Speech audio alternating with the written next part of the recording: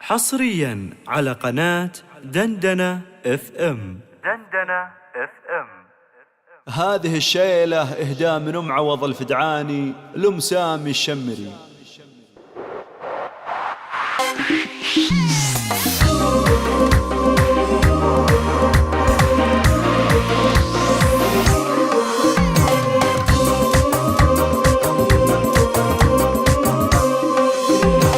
يا مرحبا باللي غلاها زايد، لعيونها شعر تفيض بحوره، نوره طلتها علينا تنور كل الأماكن من ضياها نوره. من أم عوض لك يا أم سامي شيلة، مضمونها صدق الغلا وشعوره، يا نورها اللي في الحشا من زالك، داخلي غلاك من الصورة. يا أم سامي فيك عز وشيمة، والطيب ساسك امتداد جذوره، يا شمرية مالك مساويني، انت الفخر لا بان معنى وصوره، يا بنت شيخ بالكرم له سيره، والطيب طيبه والوفا دستوره، تستاهلين المدح دقه وجله، يا الغاليه قدرك فوق حضوره، عفه وذوق وزود قدر وهبه، فيك المكارم كلها محصوره، ثقل وجمال وزود عقل وديني، بين النساء بحضورك الاسطوره، عمامك اهل العز واهل الطاله، وخوالك اللي افعالهم مذكوره، ربع المجل ربعك الشجعاني، العز خط وسيرته مشهوره، انت الفخر بنت الطنا يا شمار، والمجد شاده وبالعالي صوره، الله يحفظك الاصيل ام سامي، يديم عزك في العمر يا نوره.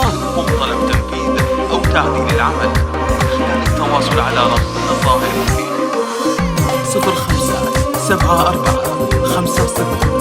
0574506164.